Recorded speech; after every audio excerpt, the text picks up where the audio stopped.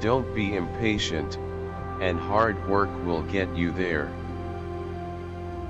If you stay the course, then it's amazing what execution can actually do. You can either write your own story or have someone write it for you. That's the best piece of advice I've been given. You can be anything you want to be, but you're going to have to go do it. We want to find individuals who align with that, who will add value to the company in whatever role they're in. Part of that is the disposition to be willing to do whatever it's going to take, because we feel that if we win as a team, we're going to win together. Try to have experiences together and learn together to avoid fighting for priorities and budget and all the shit.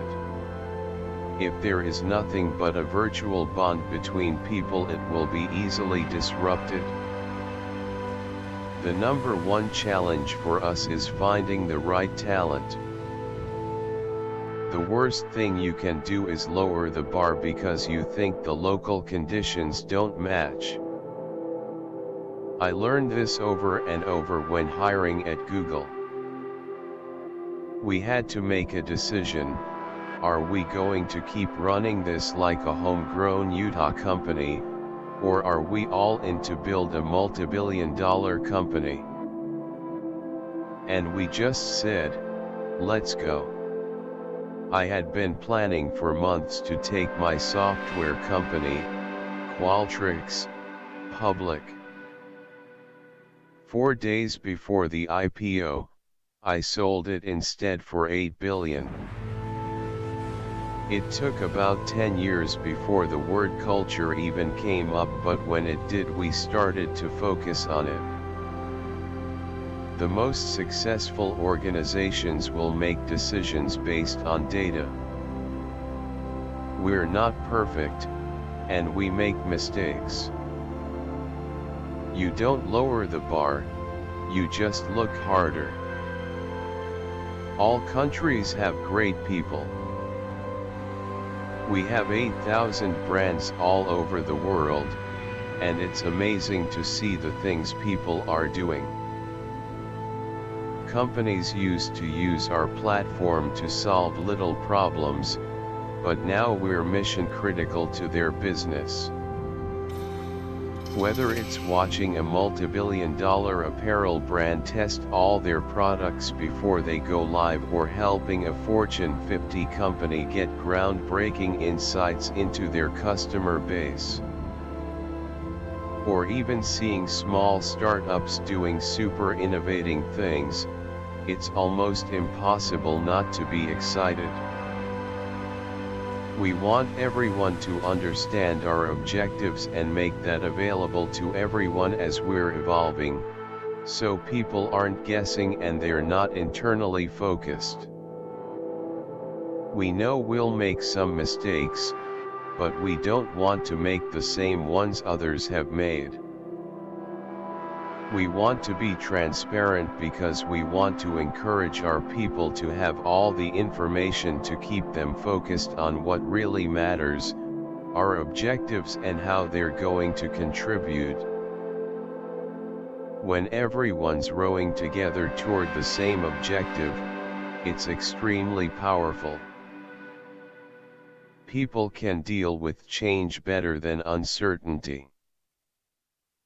My dream pitch is to folks that can actually change the world. There's challenges and opportunities that are going to open up, where we want some of the brightest minds around us.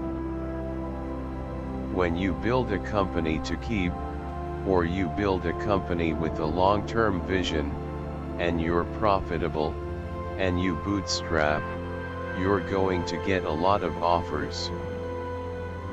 Those are going to continue to come. I think that's part of it. I'm looking to see if someone's a gamer. That's what I call it. I want to know the hardest thing they've ever done. I'm trying to figure out, because when the ship's going well, everyone's good. But when obstacles come up, we've got to sit back and rethink, how are we going to navigate these? Will some people want to jump off the ship? Or are they going to be a gamer and want to come in, roll up their sleeves and say, hey, this is part of it? On the venture side, I've been fortunate. I think I have pitched to everyone I ever dreamed of pitching to. Companies should compete on the experiences they provide by balancing the act of wowing customers, yet not being afraid to mess up through experimentation and innovating. Aside from the money, I think we're doing something great. We're changing the way people do research, and we're changing the way that data's being collected and digested and turned into insights within the organization. At the core of scrappiness, there is an obligation to be creative, to do something no one else believes is possible. If you think about moments where you feel a little proud, there is always a bit of adversity there. All of you are working on something. What story will you be able to tell after this? We have built great partnerships with innovative firms who are betting on tech for the future. My answer to customer satisfaction is speed and quality of response when things do go bad, and this comes down to the staff on the ground. I believe most companies fail because they're not focused. They either get focused on other things in the market that aren't important, so they're thrashing around without a clear objective, or they're focused internally on things like politics and bureaucracy. As an entrepreneur, your role is to figure things out and make them happen. A lot of entrepreneurs I talk about are trying to scale before they have a clear idea of where they're going. Trust your gut, learn to be scrappy, tune out the noise, and play the long game. I think that there's a balance there that needs to be looked at, because once you've got a better idea, you'll be able to scale very quickly. We've been extremely transparent, but not so that we can be cool. And it's not about an open environment, because that's not what makes a company transparent.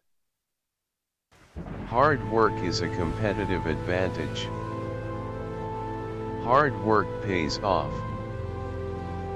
If your customer base knows your style and the way you communicate, it's amazing how if you don't establish this, then someone else will establish it for you. There is no recipe.